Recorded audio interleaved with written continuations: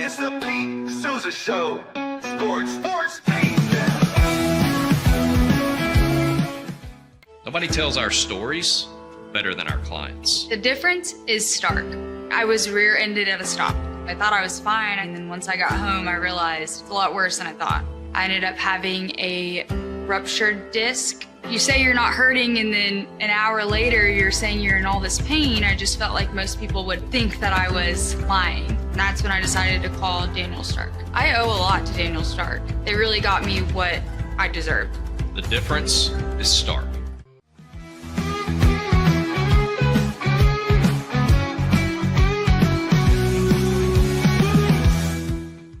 We definitely love our relationship and love Extraco. It's been an amazing experience.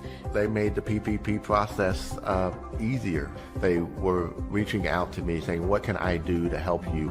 That made a huge difference because my stress level, when we shut down, to afterwards was night and day. Our experience with Extraco has been phenomenal since the very beginning, so we love Extraco. Tervis is all about staying hydrated with style and durability. You can trust Tervis tumblers to keep your drinks the perfect temperature, hot or cold, for hours. From the classic insulated tumblers to sleek stainless steel water bottles, each product is built to last and comes in endless designs to match your personality. Stay refreshed and express yourself with Tervis. Visit tervis.com today and find your perfect tumbler.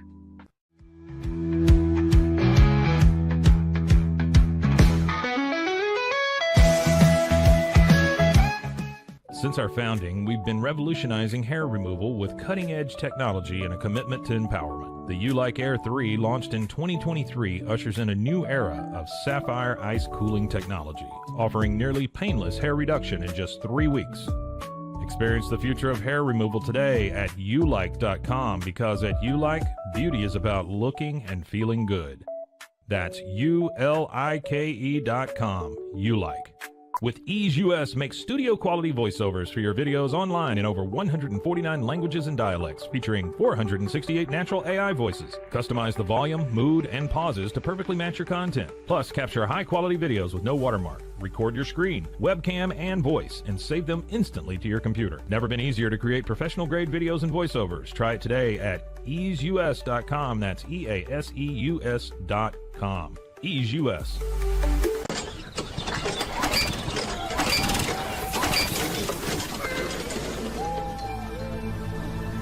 Just use AMP-Pace.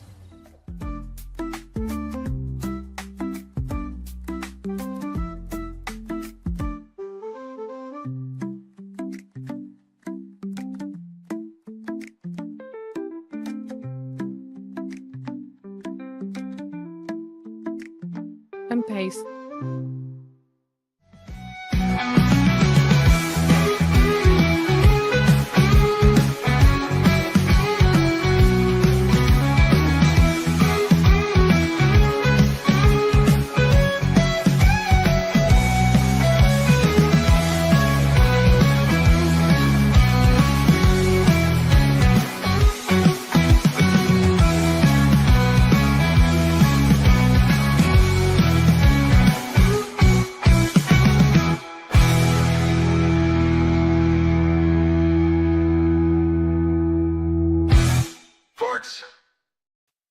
The Pete Sousa Show. It's almost 4th of July, by the way.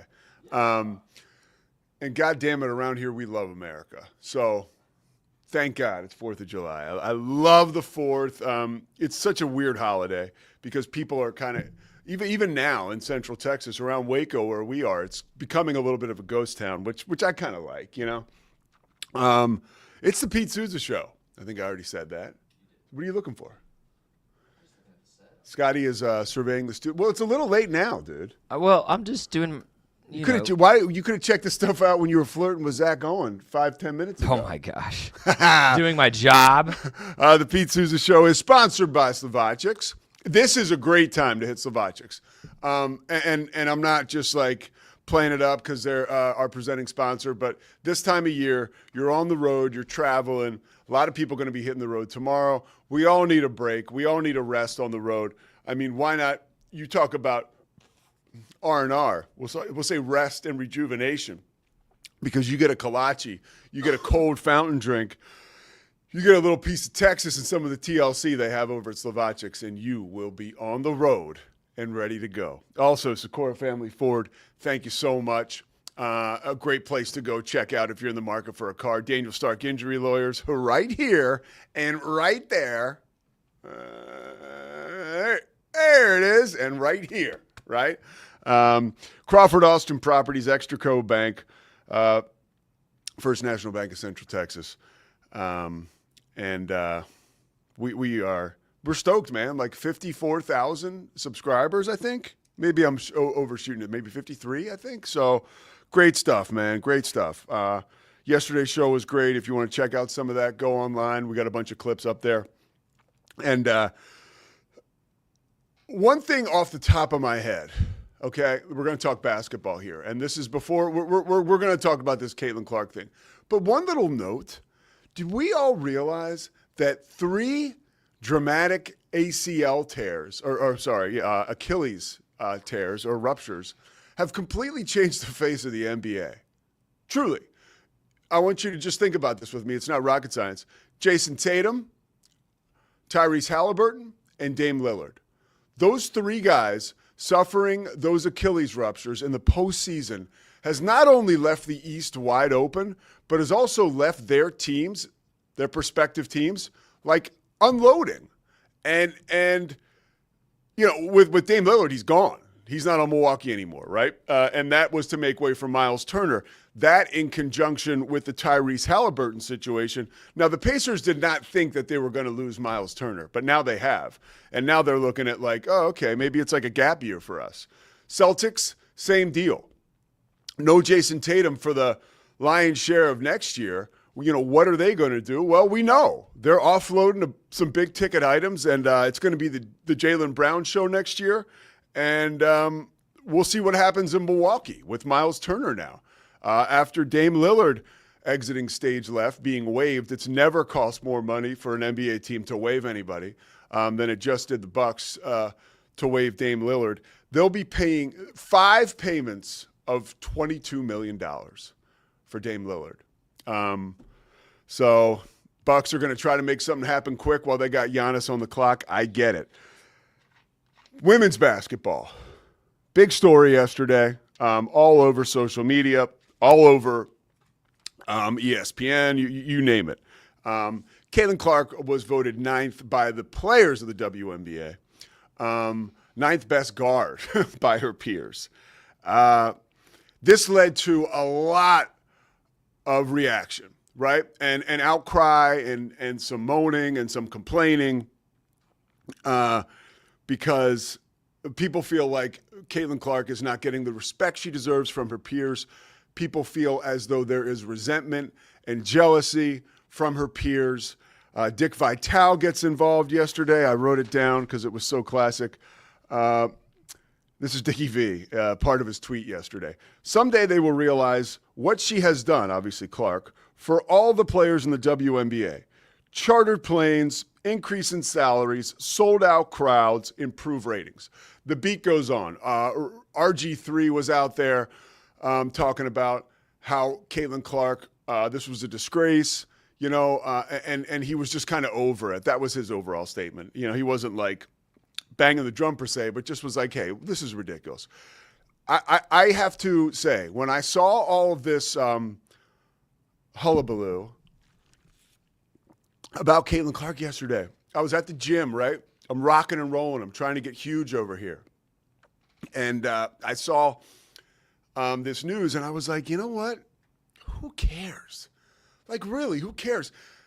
Caitlin Clark's going to start in the All-Star game. She's going to be a captain. Like, we're going to get to see her play. Why do we care so much that these other members of the WNBA, who, by the way, are competing with her right now, right? Why do they have to kiss the ring? Here's another thing. I mean, from a logical perspective, last night, the Lynx won the Commissioner's Cup. It was also the 8th game of the season that Caitlin Clark missed.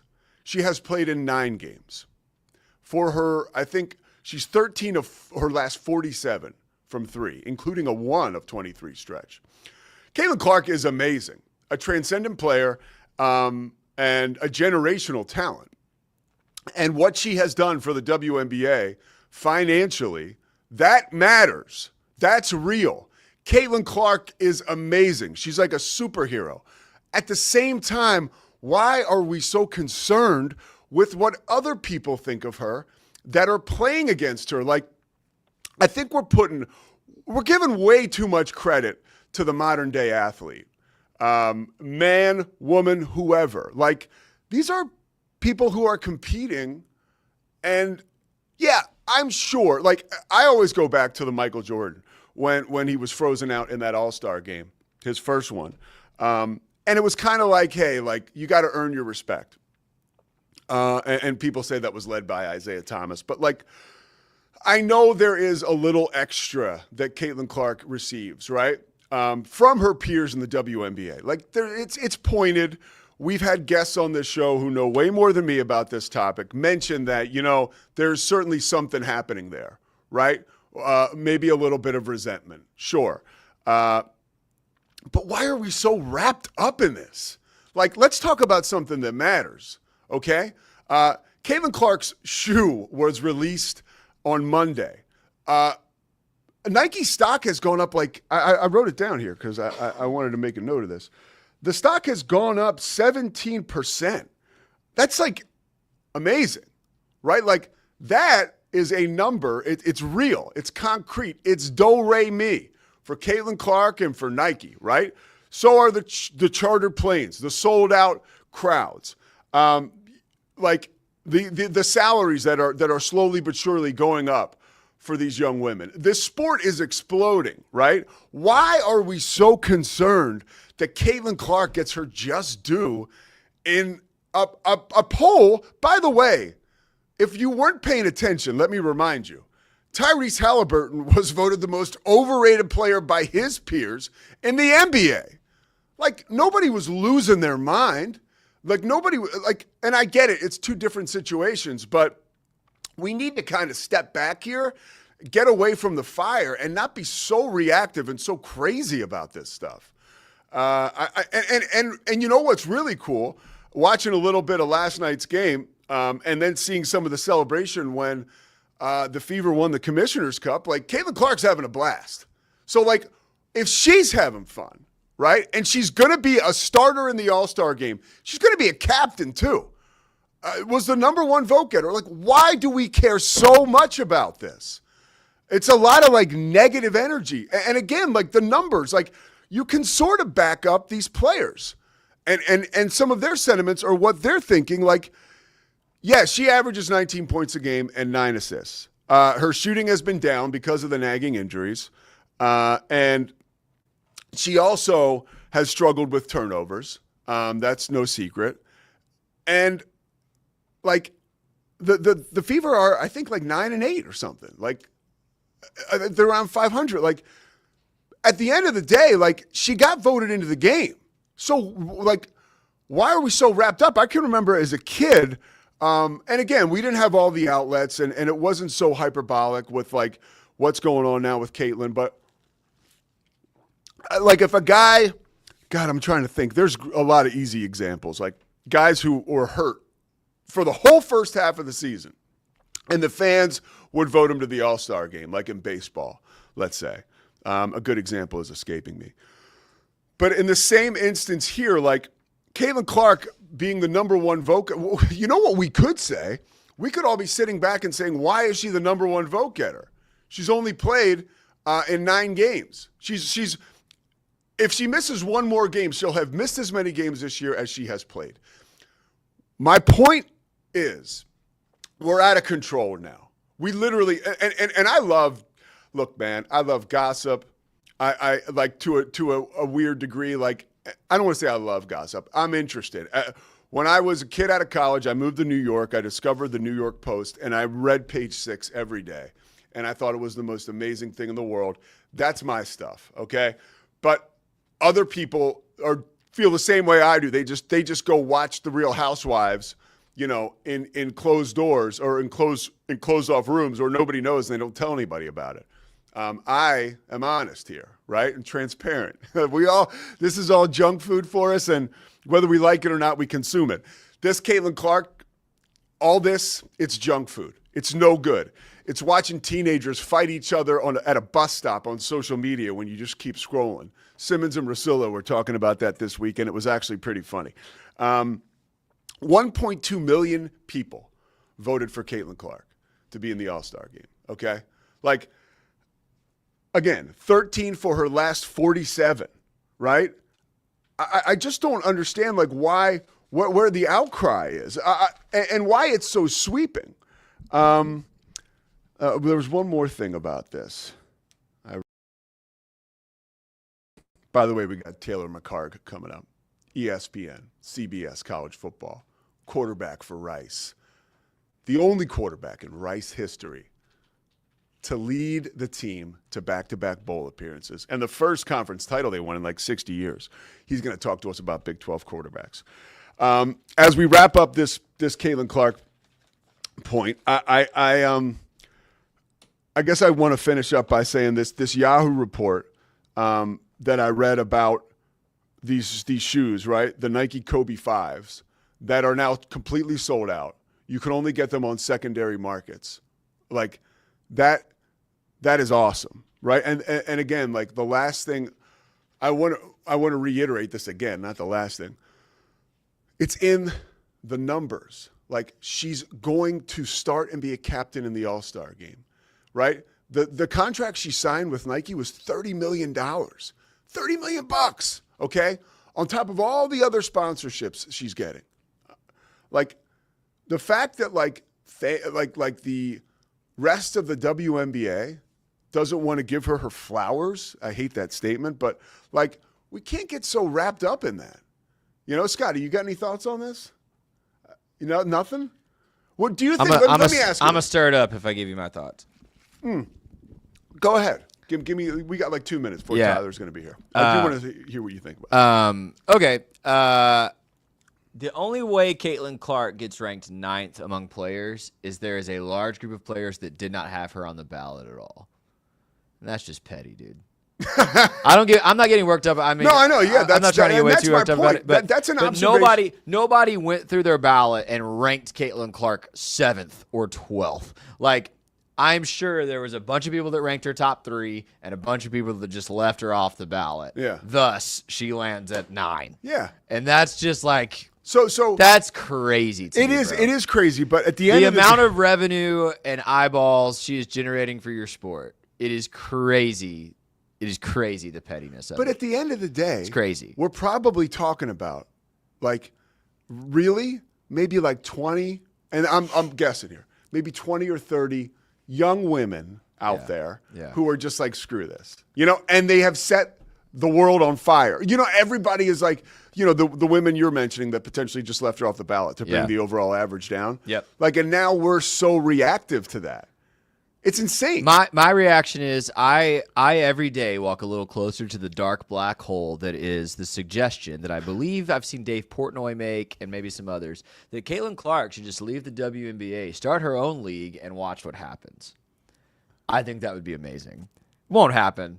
But like that black hole of like negativity and observation becomes more appealing to me every time something like this comes out. I'm like, I would love to see what would happen if Caitlin Clark was like, screw it, I'll do my own thing. What are your thoughts as a Baylor guy when you see RG3 like get so involved? I mean, like he had a tweet. I didn't finish reading it. I was like, this is I didn't see it, to be honest with you.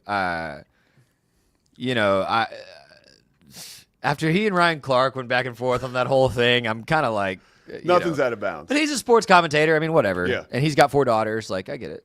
How about the fact? Here's another thing too that nobody's talking about. If you look at that list, Kelsey Plum is like, she's all the way down at the bottom too, and she leads all guards in scoring. Yeah. That's just dishonest. It is stupid. Like I just want to okay, let's not pretend like LeBron James wasn't and still isn't very polarizing There's definitely some jealousy around the league for the attention he gets from officials, from fans since he was 18. Yeah. And yet there is not a single NBA player who's filling out an all-star ballot who's like, I'm leaving LeBron off. No. Ever. No, that's You know what I true. mean? So that just it bothers me. It bothers me. But that's okay. All right, is Taylor there? He's here. You want to talk to Taylor? Yeah, let's bring him up. That's just you, man. That's no good. That's not what we wanted. Taylor McHargue, there he is, ESPN CBS college football analyst. What's up, brother? What's up, guys? How are we? Thanks for having me on. Dude, thanks for joining us. I want to get right to it. We got so much going on in college football now, and all this crazy stuff we're talking about, like with Caitlin Clark and social media. But now we're a month away. I mean, next month is college football, brother. So I got to talk to you, a gunslinger, about quarterbacks in the Big 12. My first question is this esteemed class that's coming in this year, or that's put together and will be taking the field this year. Do you feel like this is the best quarterback group in a conference in the country? I think I would put them up against any other league in the country in terms of the total depth of the league. We were just at the Manning camp this past weekend, and one of the things that we talked a lot about was just high level, how solid the quarterback depth is as compared to last year's class. All right, you had last year's draft class, I thought, showed pretty well that it really wasn't a very deep class. Guys like Shedeur Sanders and Quinn Ewers slipping late in the draft that I think a lot of people thought were going to go higher than that. The Big 12 this year, you've got a couple things. You have a number of guys that are projected to be high round draft picks the following year in 2026. But also, you've got a lot of guys that have returning action. They've played before, they've played meaningful snaps and starts under their belts. And got to see a number of these guys throw last weekend at the Manning camp. And I would say for the health of the league overall, yeah, there's a lot to be excited about with some of these returning starters coming back in the Big 12. My man Todd McShay was already banging the drum for Sawyer Robertson, just mentioning how he really impressed at the Manning camp. What was the buzz around him there? Yeah, I got to we lost to him in 7-on-7. My team got annihilated, but I got a chance to spend a little time with him, and big, strong, athletic guy. These guys are all running around throwing in t-shirts and shorts, and they all look good from that perspective. But I enjoyed getting to visit with him as a person. Seems like a really mature kid from Lubbock, Texas, and was somebody that would be easy to pull for. And you go back to his performance last season. I mean, best QBR in the Big 12, and we talk about those meaningful snaps. I think that's going to translate well for him going into this 2025 season. But that was somebody that you could tell had a lot of respect from his peers, enjoyed getting to visit with him, and again, just an easy person to pull for. I knew you were there. I didn't know you were coaching a team. So who was your squad? Oh man, my team was the Riders. We were not very good. I think we won one game over the 3-day camp, and I can't even say we had great effort. This was we did our best though. What was the best moment for you, the most interesting moment that you weren't expecting that happened at the Manning camp? Something fun. Yeah, we had a chance to. John Gruden was there, Coach Gruden, and gave an awesome speech to the staff just on where the sport is at and how difficult, whether you're a high school coach, college coach, if you're somebody in the media, whatever, it's an interesting time in the sport, right? And with the portal and how much things have changed just in the last 5 or 6 years. But he talked a lot about still how amazing this game is. It's the best team sport in the world, and that we all need to have that love for the sport. And Pete, I know you do. I know I certainly do. And these coaches that were in the room, it was one of those speeches where you get that from Coach Gruden, and you want to go out and play, or you want to go out and coach, or have your game right after that. Because man, he's still got that fire. Ends every speech with "Knock if you're with me," going back to the Hard Knocks days. But he was awesome. He's got you thinking about winning another conference title out there. That's right. In Houston. All right, Avery Johnson. It's exciting to see the possible further development for him this year under Matt Wells, new offensive coordinator at Kansas State. How do you think that'll impact his performance?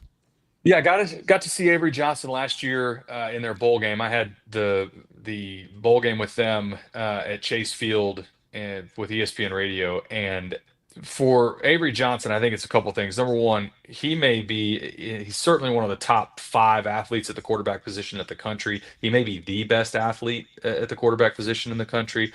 I think for Avery Johnson, it comes down to decision making on plays when it's not there, right? Trying to make too much happen in situations, and that's true for a lot of young quarterbacks, right? You want to make too much happen, make plays happen off script when you're that the level of athlete that he is.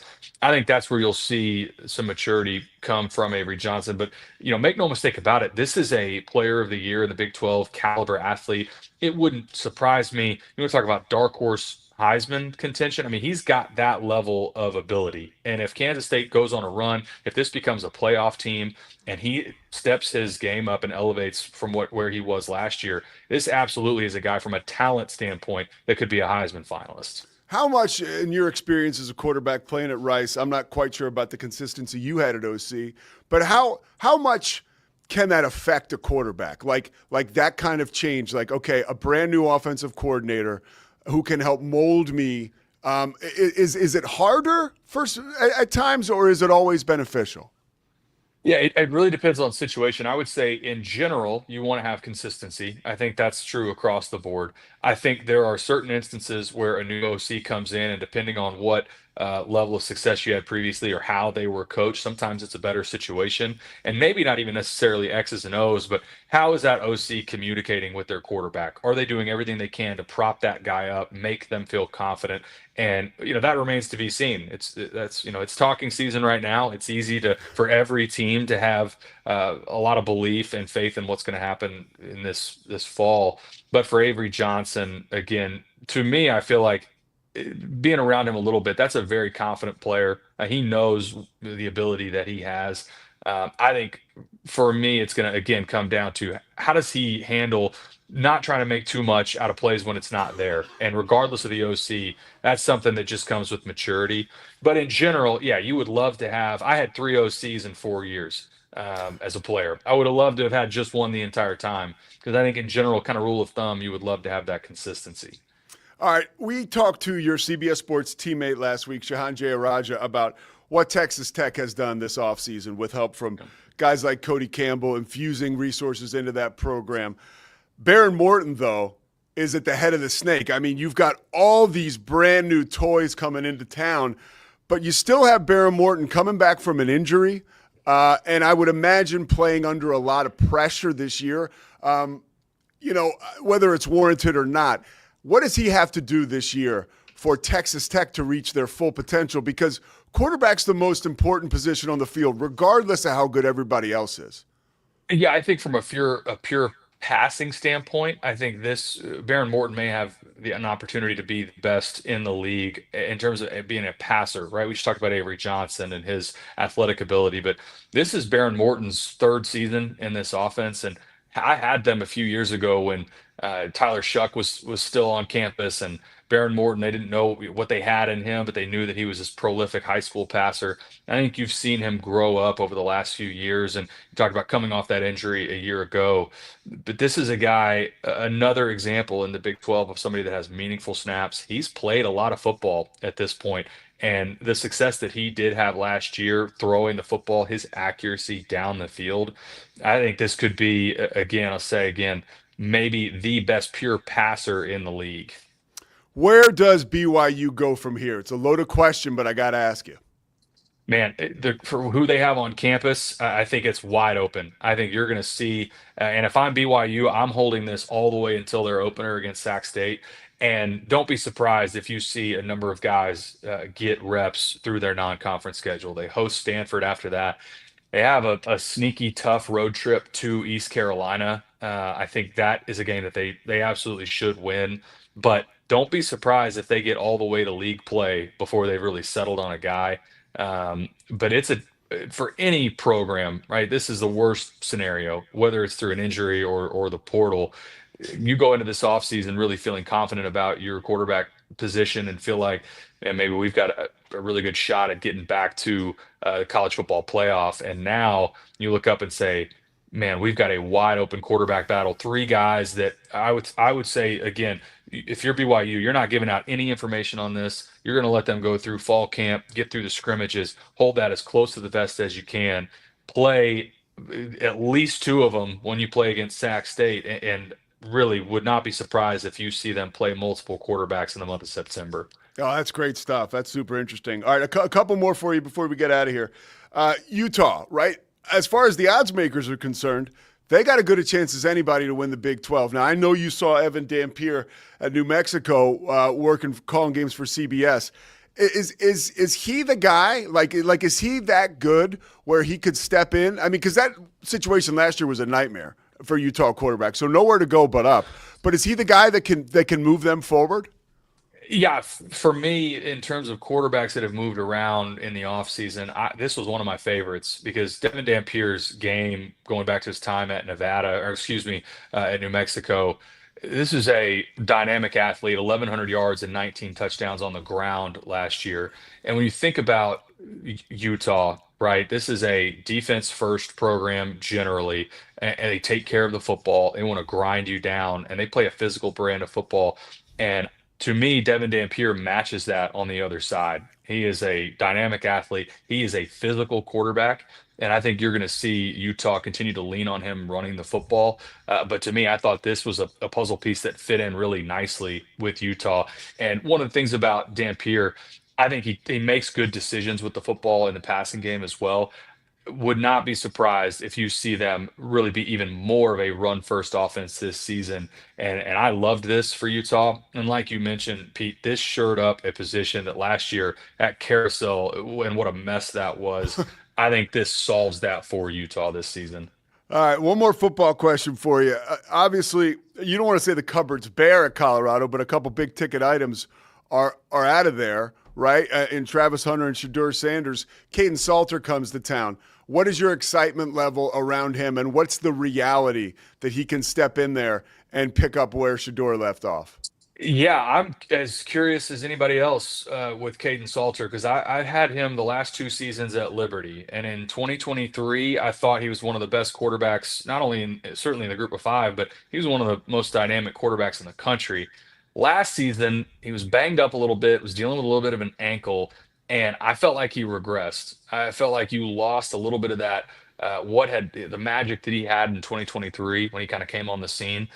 They were missing a little bit of that in 2024 with him at Liberty. So I think he's flashed and he's had enough success from his time at Liberty where if you're a Colorado fan, you have a lot to still be excited about. But which version of Caden Salter do you get? If you get that 2023 version, man, you got a lot to be excited about if you're a Buffaloes fan. But I would imagine he's fully healthy at this point. And, can he return to that form, I think is what everybody should be paying attention to. All right, a lot to be excited about talking with Taylor McHargue. Dude, thank you so much for taking the time. And let's link back up here soon. I got to get some more out of you as we head towards football. Absolutely, Pete. Thanks for having me on. All right, Taylor. Thanks, bud. Take care. Taylor McHargue.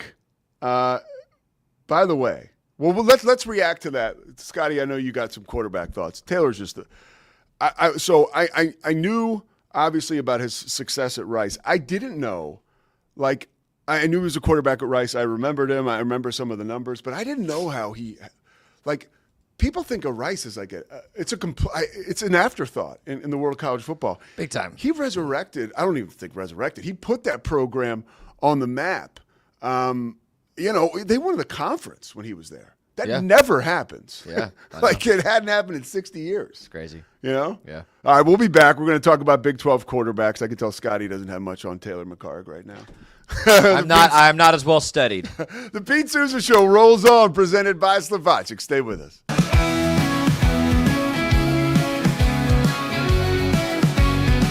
Nobody tells our stories better than our clients. The difference is stark. I was rear-ended at a stop. I thought I was fine, and then once I got home, I realized it's a lot worse than I thought. I ended up having a ruptured disc. You say you're not hurting, and then an hour later, you're saying you're in all this pain. I just felt like most people would think that I was lying. That's when I decided to call Daniel Stark. I owe a lot to Daniel Stark. They really got me what I deserved. The difference is stark. We definitely love our relationship and love Extraco. It's been an amazing experience.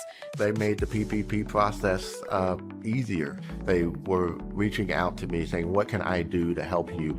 That made a huge difference because my stress level, when we shut down to afterwards, was night and day. Our experience with Extraco has been phenomenal since the very beginning, so we love Extraco. I don't know, if Bubble wasn't here, I don't know what people would be doing, like making PowerPoints or something. Bubble allows you to make it real and for it to actually work. So I feel like Bubble bridges that gap and being able to give people the opportunity to make their ideas come to life really quickly too. I love that I can sit down and build something the way that I think it should be built and have the control over it. Bubble turns ideas into fully scalable apps. Try Bubble today.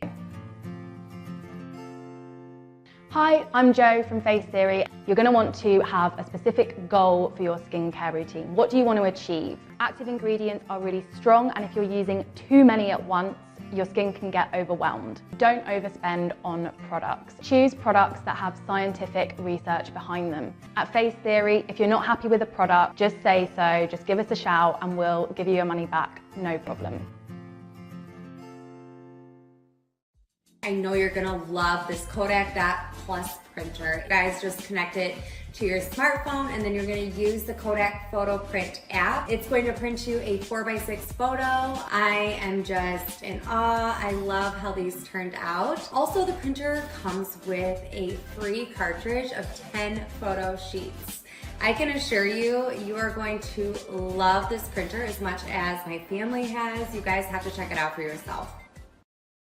Streamline event and appointment booking with Amelia's sleek, modern, and fully customizable booking forms. Tailor the colors, fonts, and design to match your brand and seamlessly integrate with your WordPress website. Whether it's for events or appointments, Amelia makes booking simple, stylish, and perfectly aligned with your business. Enhance your booking experience today at WPAmelia.com. That's WPAMELIA.com. Amelia. When you learn a language with Babbel, you start a journey that takes you further and further. Anytime and anywhere you wish. It's easy and fun. Broadens your horizons and keeps your brain fit.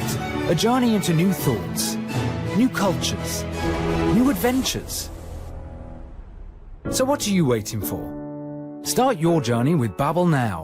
Go to babbel.com or download the app. BadCreditLoans.com is a pioneering service provider that has carved a reputation in the financial industry for its dedication to helping individuals with bad credit secure loans. By making timely repayments, borrowers can gradually repair their credit history, thereby increasing their chances of securing better loan terms in the future. BadCreditLoans.com serves as a beacon of hope for those with bad credit. Simple, fast, and reliable loan application process. And its commitment to responsible borrowing makes it a trusted partner in the journey towards financial stability.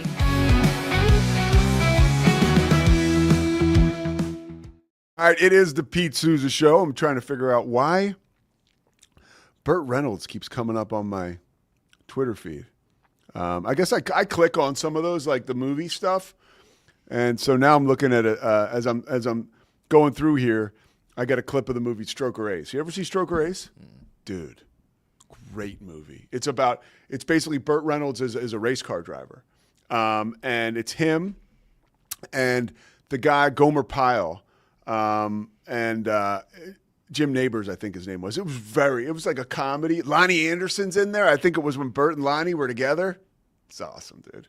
And the guy Parker Stevenson was like the Hollywood heartthrob at the time. He's like the new hot race car driver trying to like take out Burt Reynolds. It's a great movie. I think, of course, you got your Dom DeLuise. You know, you're talking about race car drivers. F1 is killing it at the box office. Dude, I'm going to go see that this weekend. You're going to go see it this weekend? 100%. Yeah. I'm unashamed shill, dude. I've got tickets to see Jurassic Park tomorrow. Oh, really? That's a movie guy. I like that, dude. Dude, and it's one of my favorite directors that made this one, and it's not getting great reviews, but I'm going to go watch dinosaurs for 2 hours. As movie goers, because I'm a movie goer, it's almost as though it's like everybody in a country, they disagree about all this other stuff, right? But when their country is attacked, they all come together. Yeah. Right? So, like, I don't care what movie you're going to see. If you're going to the movies, I got your back. Yeah, let's keep movie theaters open. Yeah, you're on my team. All right, let's keep the football conversation going. Okay. That's why I'm looking at Stroker Ace, because it was released in July 2nd, 1983. That's why. Okay. EA Sports, they put out their rankings for college football quarterbacks. And there were some surprises here. And the second guy, I think, sort of piggybacks, the second ranked guy on this list, sort of piggybacks off of what Taylor said. We were pressed for time. I didn't even get to ask him about Sam Levitt, which is my bad. But you see, Sam Levitt is 4th, right? These are Big 12 quarterbacks ranked in the top 20 of college football 26 rankings, EA Sports, which, by the way, means just about as much as Caitlin Clark being ranked 9th in the Players Poll. Nevertheless, what do you think of this list, Scotty? Yeah, I think Sawyer Robertson is being 20 is a joke, but that won't surprise anybody. The one that shocked me, Sawyer Robertson's an 88 overall in the game, ranks 20th over amongst quarterbacks, and Blake Horvath at Navy is 90 in the game, which Blake Horvath's a baller. Like, I'm not taking anything away from that guy. I liked watching him play last year, but that dude can't throw the ball half as well as Sawyer Robertson. No. So that's funny to me. But I actually don't think this top 5 is insane. I did want to make the comparison. Please. That's not. I've done that by accident multiple times today. I did want to make the comparison while we're both here. Here were our list from a couple months ago. This is a sore spot. I know it is, Pete, but these were our lists, and so just compared to the college football 26 rankings, I am right here 4 for 5. I'm 4 for 5. This doesn't mean anything. I know it doesn't mean anything. You were anything. just complaining about Horvath. Let's just observe. I'm 4 for 5. They agree with me that Caden Salter belongs in the conversation. I think it's insane they don't have Josh Hoover ranked in the top 20. I think Hoover's really good. And then you went 2 for 5. This is not. I had no idea that I was trying to measure up to EA Sports. Well, I'm trying to measure up to real-time football on the Pete, gridiron. I'm not criticizing you. I'm just comparing. Sure seems like it. I'm just comparing our list to the list we were looking at. Go back to the EA Sports. Yeah. So, because I don't have my glasses on, so that's Baron Morton, right? No. So it's Sam Levitt is number 4 overall in the game. Avery Johnson would be the second best Big 12 quarterback. He's the 11th best in the game. Then Caden Salter from Colorado, 15. Who's 18? Rocco Becht from Iowa State. Gotcha. That's what I couldn't see. And then Sawyer. Okay. And to be fair, I think I saw, and I could be wrong, this is the Big 12's graphic. Yeah, I want to give you a little credit. Awesome. I think Jake Retzloff is also an 88 overall, like Sawyer is. Yeah. So he would be in this too, were he not transferring out of the Big 12. Okay. By the way, I get to pick another quarterback in my list. That's fine. I had Retz. It's not fine. It's totally warranted, right? I mean, I got my quarterback. I mean, my quarterback left campus. I get to. I don't play without a quarterback. I mean, these takes were from a couple months ago. So when you picked these, they were all valid. Yeah. Do you think now? I didn't get a chance to talk with Taylor about Jalen Daniels. Now, do you think that's do you think I'm really overestimating? I do. Here, let me throw your list back up here. I think, and again, it's not. We talked about this ad nauseum. It's not a knock on Jalen Daniels. When I think this is the deepest quarterback conference in the country. Yeah. He could still, he will. Jalen Daniels will get invited to go to like rookie mini camps next season and compete to play in the NFL. He's that good. But he did regress last season, man. And I don't know how much of that's on him versus the offense versus that whole team really was a few steps below where we thought they'd be. Yeah. But he did not play nearly, he was the preseason offensive player of the year going into last season. Do you remember that? Of course I do. And then Kansas won 5 games. So that's a pretty disappointing season last year for Jalen Daniels. So what are your thoughts? Because now I like this Big 12 talk. Let me put up the superior list real quick. There we go. Please do, because I don't want anybody scrolling through Twitter seeing this is a live video out there right now, seeing like, why the hell's Pete Sousa still got friggin' they need to see the superior list. The superior list. So what are your thoughts about no preseason rankings for the Big 12? You know that's happening, right? So I did see that. They've done away with the top 25 preseason. No. I thought I'm sorry. With the preseason, the AP is still going to put out their top 25 with the preseason, which I think is a way bigger problem than a preseason poll. Okay. I think preseason polls by media create a lot of really fun conversation. I think it helps promote your conference. I don't know how it hurts you. That's what I haven't seen in this conversation is like, how is the preseason poll for the Big 12 hurting the conference? Well, I can tell you, and I think I might have some decent insight. Tell me. And this is like as a guy who like, and this isn't too. Have you gotten a vote in any of these? No, I haven't. But and this isn't too much like inside baseball, but I know last year when we were doing, I'm going to do it again this year, Inside the 12, college football, college basketball show. You can see it on all your local Big 12 markets and on YouTube. But we, a lot of times last year, we would have in the show and we would really illustrate how badly prognosticators got that wrong. Me too. I mean, it was the talk of the season, really. For remember that, like, yeah. And at no point was anybody like, these idiots don't know what they're doing. I know I didn't think that because I know that once the season starts, school's out. Your bullets start flying, like, and with the injuries, right? For both Oklahoma State and Utah at the quarterback position, Oklahoma State, I had them in the Big 12 championship game preseason last year. We didn't understand that quarterback. You know who did understand was Drake Toll. He was all over that quarterback situation. Alan Bowman was not that good. And I think that I thought he was going to be good enough, and he was not. But I think there was maybe a little bit of like, I don't want to say embarrassment, but like, it was like, okay, this is a lot. All season long, all we did was talk about how the teams predicted to finish last were first. And the teams but that created a better sports story.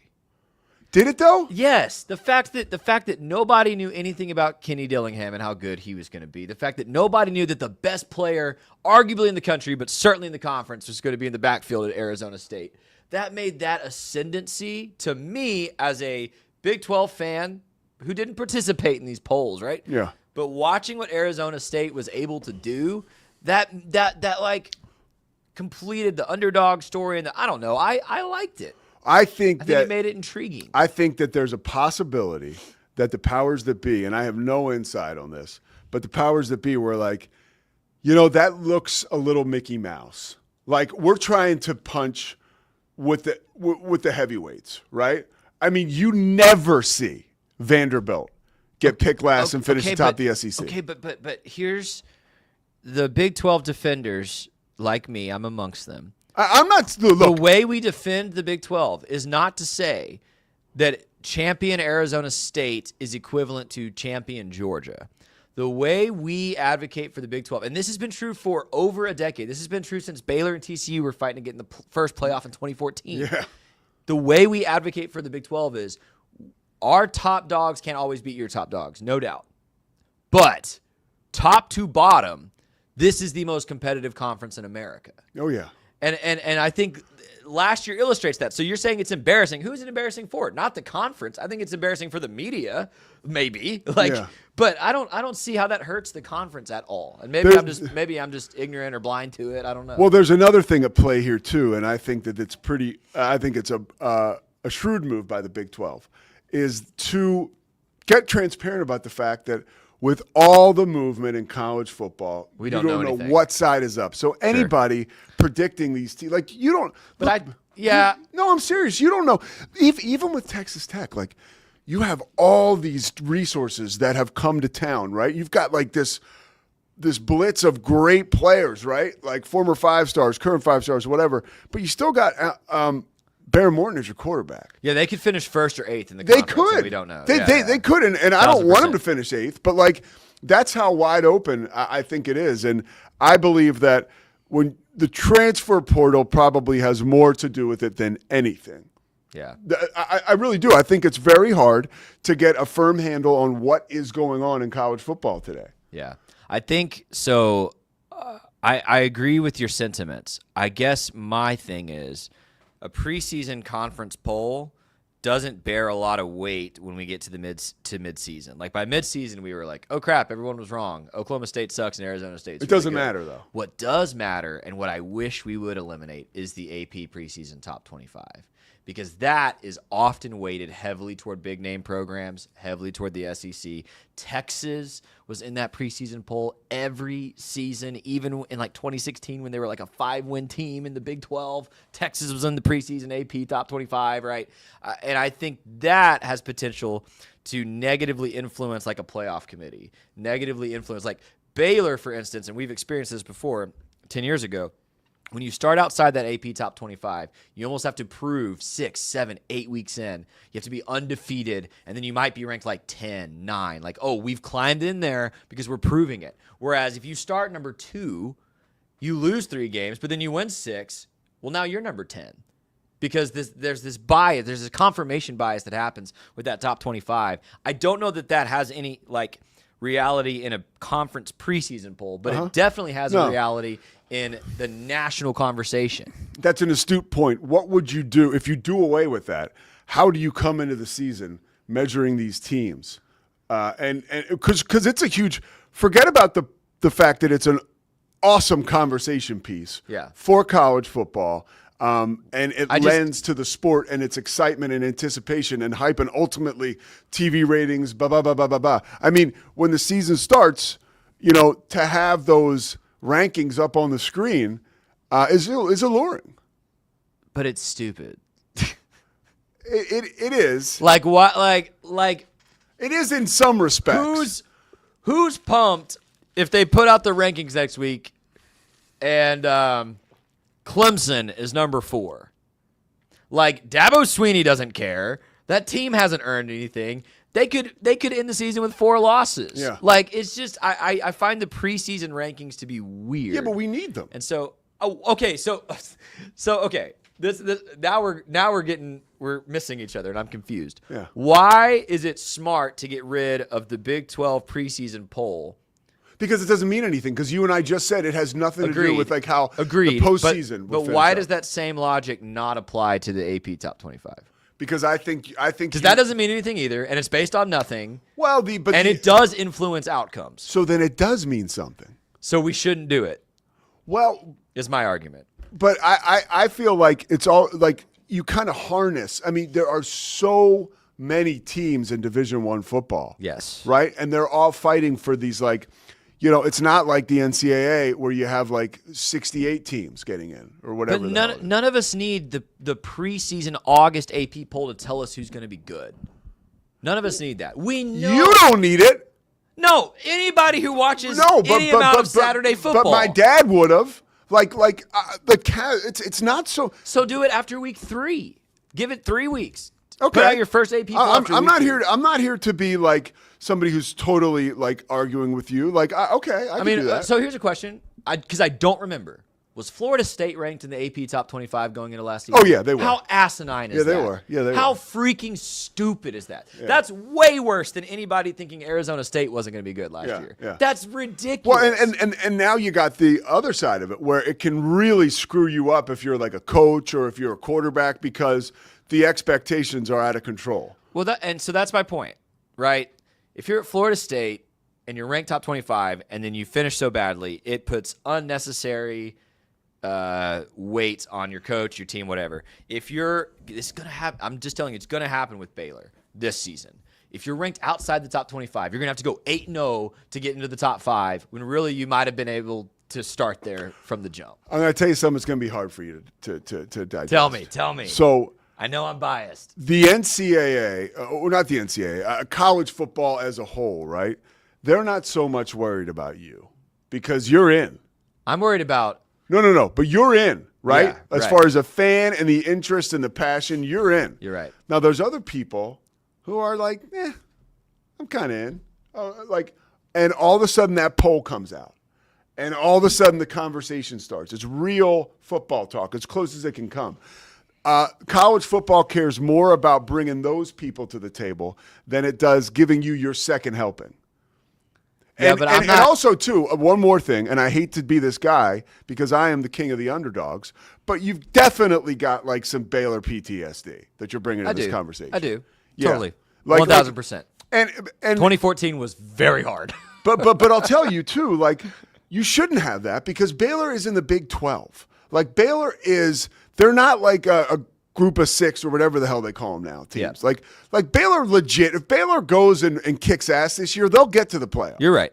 You know, we're not talking about like Delaware moving up to Division I for the first time. You're right. Or Coastal Carolina, who's been there going on a run. So I don't think it should concern you as a fan that much, but I also, as a very knowledgeable college football fan, I am here for all your insight on that. Yeah, like, I just find it, I guess. And truly, your argument is better than mine. I wasn't prepared for this.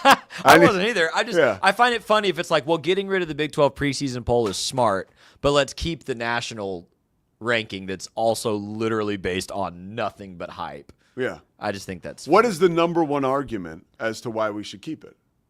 I don't know. I'm asking you for that. Yeah, I gave you mine. Yeah. I think it's for. Yeah. I really do believe. I believe it's to generate interest for the casual fan outside of the sport, and to give the college football playoff committee, unfortunately, and this is where you That's get pissed, what's screwed about a it. blueprint. Right, but that's what's screwed about it. It's like, was it Georgia Tech that beat Florida State in week 1?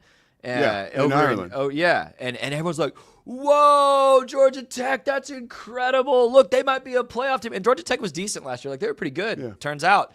But that win meant nothing, actually, in the scope of the season. And you're serving, like, the point that I'm trying to make is that Joe Tessitore calling that game in Ireland, the first game of the football season, with a ranked Florida State team getting upset. Yeah. That was great TV. And it looks stupid 2 months later. But in the moment, it generates, right, the interest. It brings people to the table. Yeah. So there's two sides of this. All right, we'll take a break. We'll wrap it up. That was actually a great little conversation. The Pete Sousa Show. As we wrap it up, we will be here tomorrow. We're not going to be here on Friday, right? Friday we're off. Yeah. No, we're not going to be here on Friday, so we're going to be waving the flag, as everybody should be. Honoring the great stars and stripes of the United States of America. Quick break, and we'll be back to wrap it up. The Pete Sousa Show continues.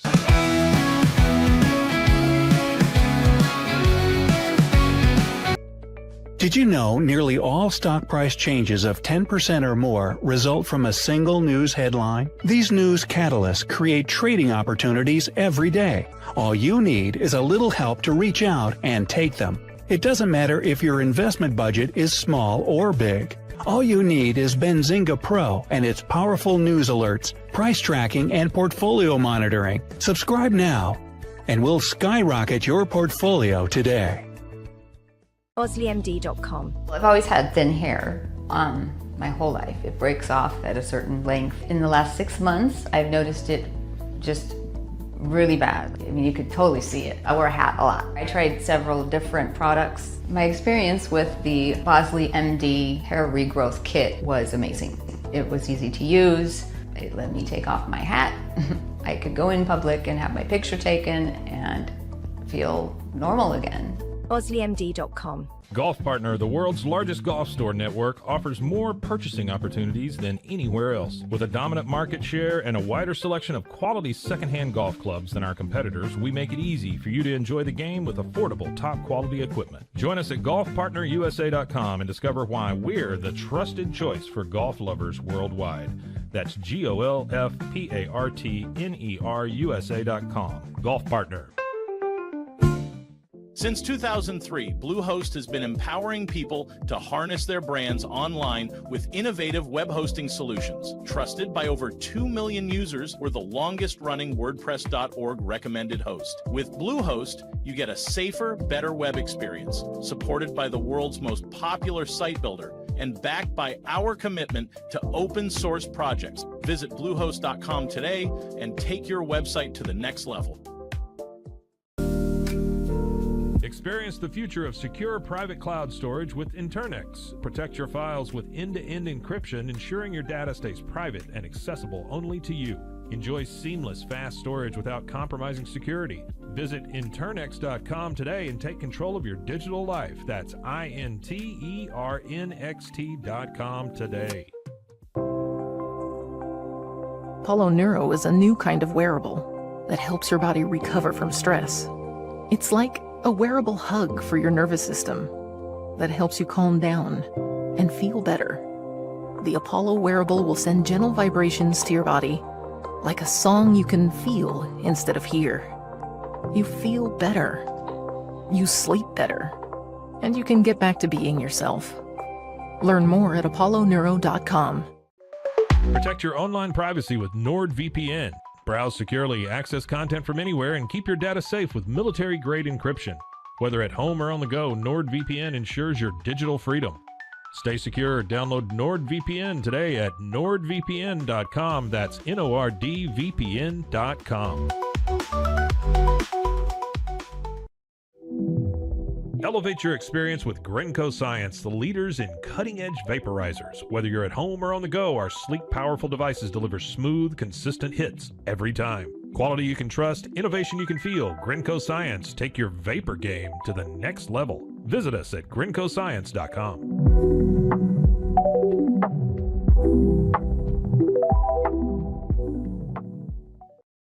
It all began with a simple idea, cutting handles off old ski sticks to create better pull-up bars. This sparked the creation of the revolutionary Engels 90 handles. After testing over 70 prototypes with 300 athletes, our patented handles were launched in 2018. We continue to push the boundaries of strength training. Join us in making your training more natural and effective. Visit Engels90.com to learn more and revolutionize your workout.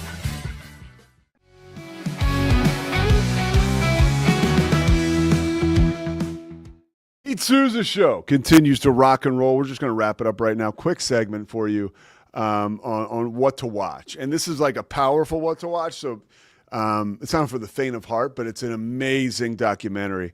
It is called Save, the Katie Meyer story. And it's about a goalie, a women's goalie from Stanford. It's an E60. It explores her life and the impact that, you know, she took her own life. Right before she was going to graduate at Stanford. I mean, a horrible situation. And, you know, just to give you a Cliff's Notes version of it, it is like the most emotional ride you can take if you're a sports fan and also an empath as a person.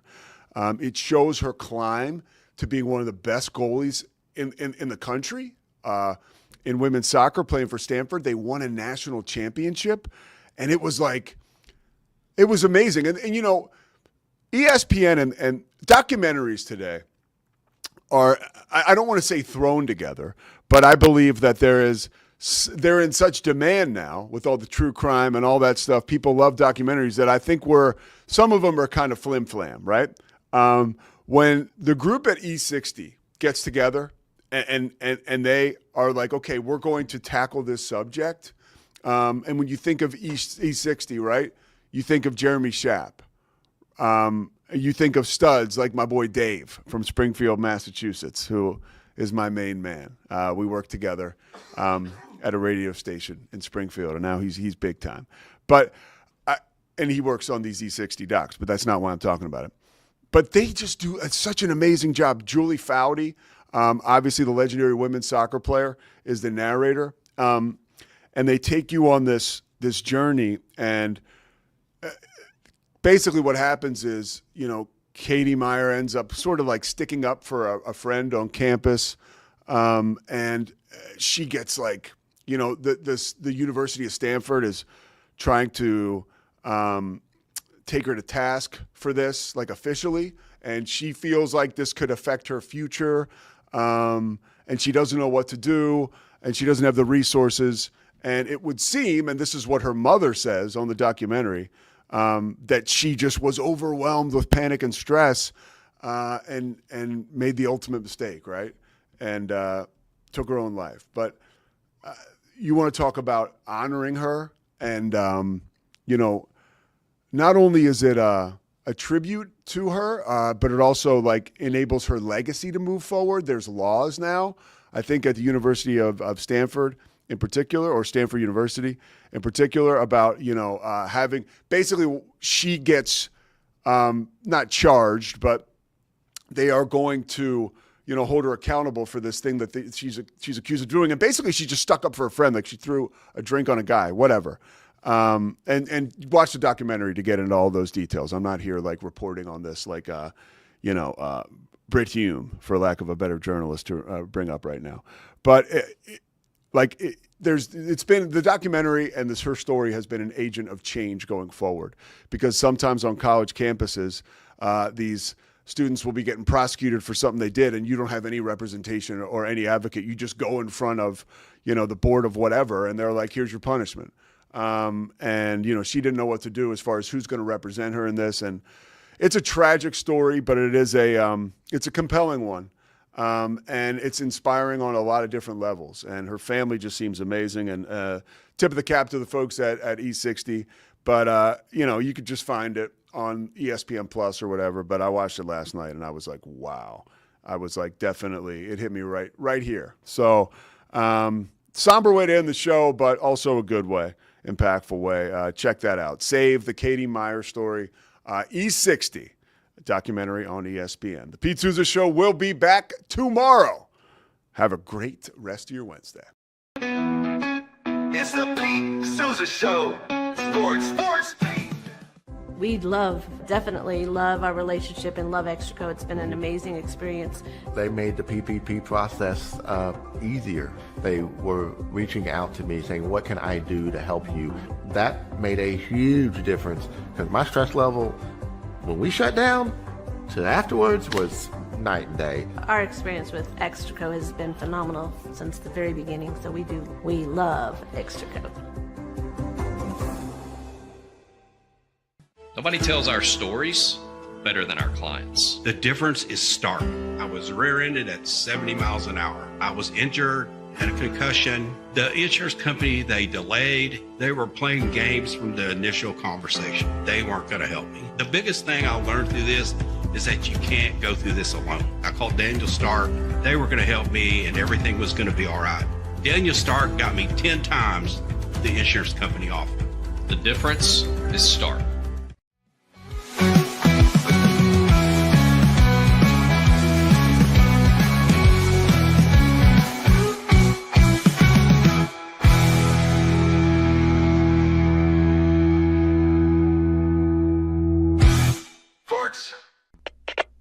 We are Rogue Media Sports.